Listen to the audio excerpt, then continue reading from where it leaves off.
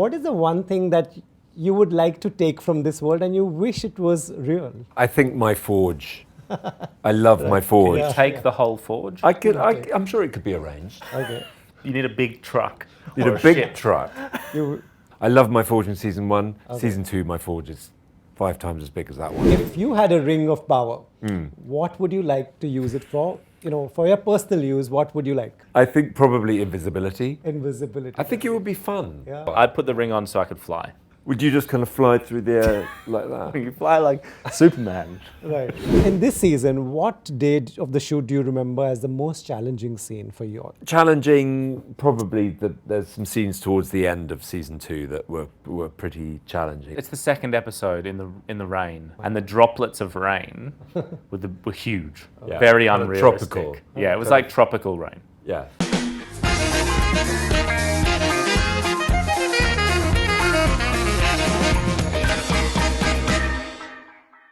Guys, this is for your Hi. fans in India. Good to see you once again. I'm very excited for this season. I've watched some of it, so I won't reveal anything. I wanted to ask you, y'all are creating a world which for fans is a real world. They think this is reality. What is the one thing that you would like to take from this world and you wish it was real? I think my forge. I love my forge. Yeah. Take the whole forge. I'm sure it could be arranged. Okay. You need a big truck. Need or a big ship. truck.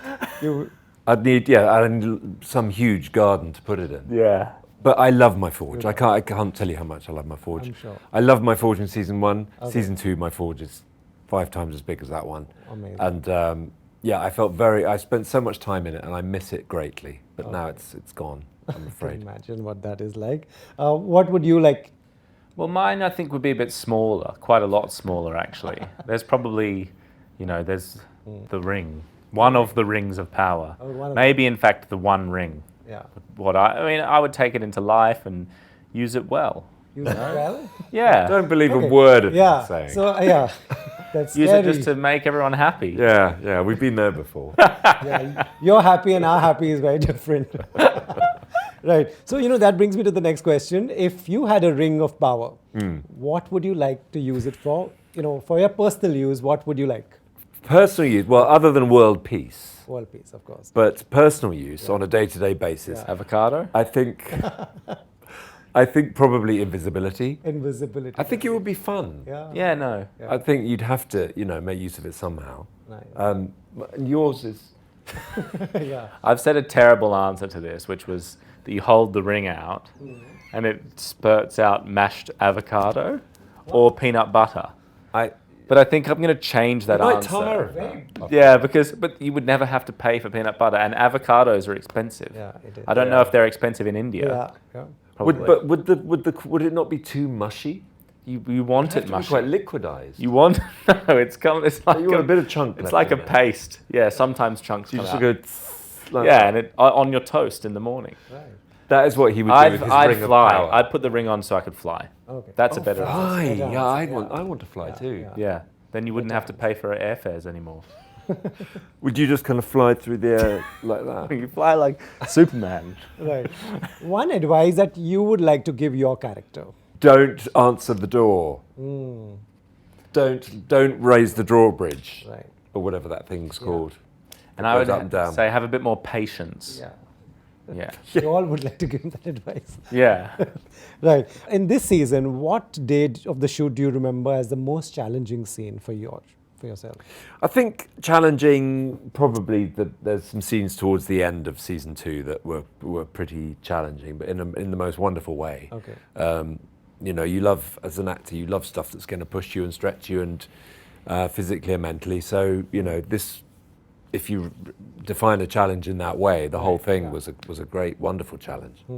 Any particular day you remember that was tough? Yeah, the second it's the second episode in the rain when Halbrand is waiting at the gates of Eregion, and that it wasn't actually raining. That was a rain machine, but it was freezing, and the droplets of rain were huge, Yeah. very Kind of unrealistic. tropical. Yeah, it was like tropical rain. Yeah. Wow. Yeah, and he had an umbrella. I did have an umbrella. and I didn't. But he had an umbrella that doesn't work. Of course, I knew, and you Right. had to mention Got to it. get that in. If you could have dinner with any character from this season, who would you like to have dinner with, and what would you like to discuss? I think I would have dinner with Tom Bombadil.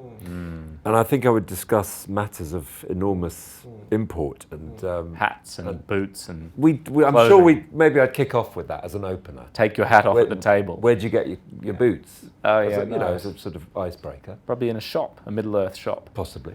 We might have made them.